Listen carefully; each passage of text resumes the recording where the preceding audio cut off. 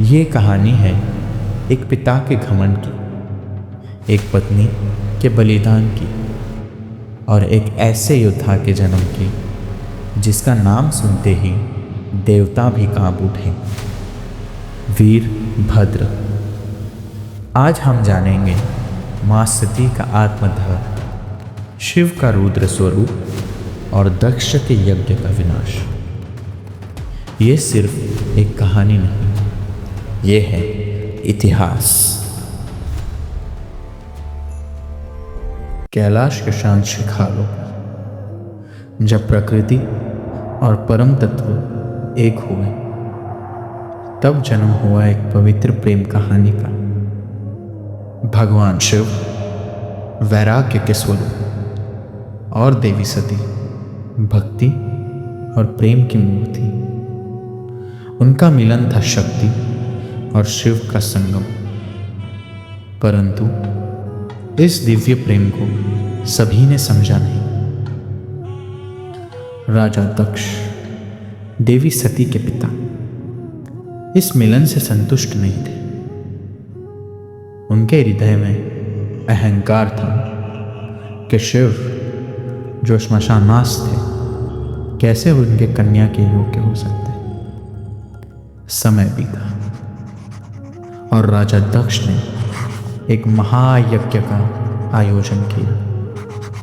सभी देवताओं को बुलाया गया, परंतु भगवान शिव को नहीं। जब सती को इस अपमान का ज्ञान हुआ, उन्होंने कहा, मेरे पिता का यज्ञ है, मैं बिना आमंत्रण के भी जाऊंगी। शिव ने मना किया। सती, अहंकार का यज्ञ प्रेम का नहीं होता।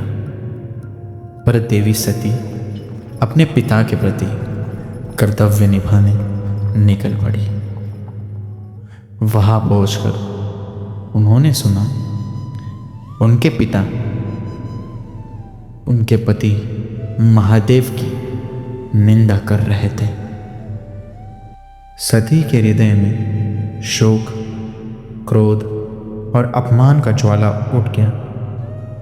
सती ने सबके सामने कहा, जो पिता अपने दामाद का अपमान करे, वो पिता नहीं, अहंकार का दास है। उनके नैनों से अग्नि की ज्योति फूट पड़ी और वे अपने दिव्य रूप में प्रकट होकर अग्निकुंड की ओर बढ़ी।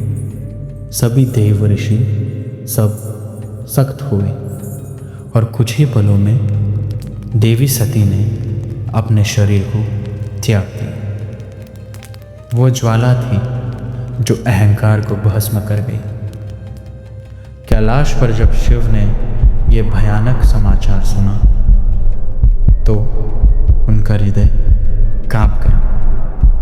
आंखों से आंसू टपक पड़े और फिर उनकी तृतीया नेत्र खुल गई।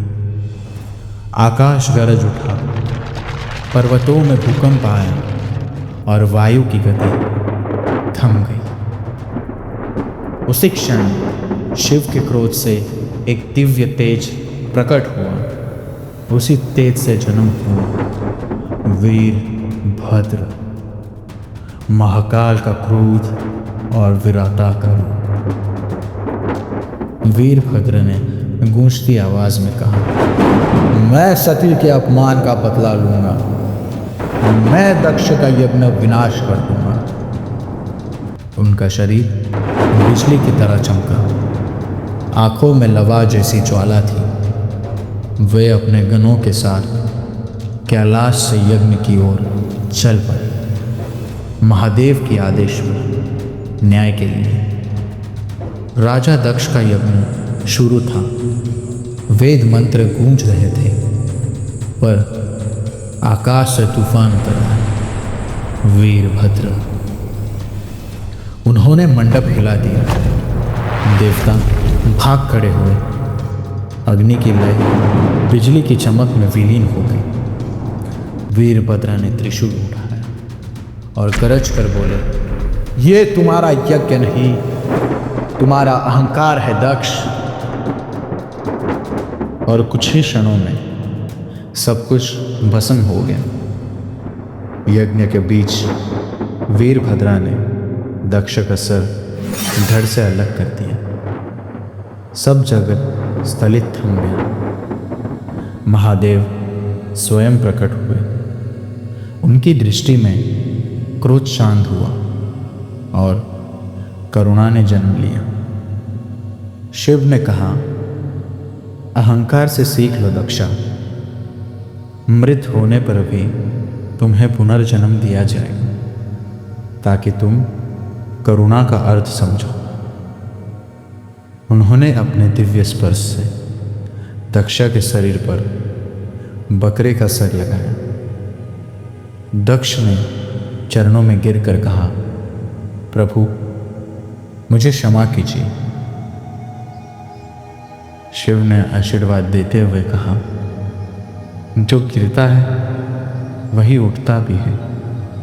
बस अहंकार त्याग दो, अपना कर्तव्य पूरा करो।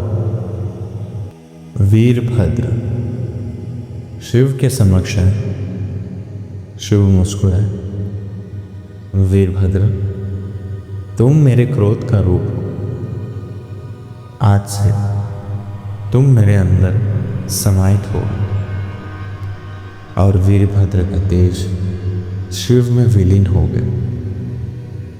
कैलाश पर शांति छा गई।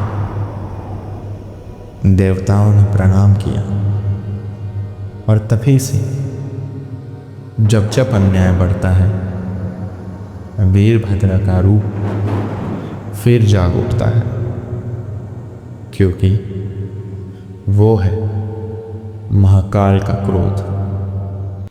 दक्ष को जीवन मिला पर अहंकार हार गया और शिव फिर से शांत हो गए, क्योंकि विनाश उनका धर्म नहीं, न्याय उनका स्वभाव है।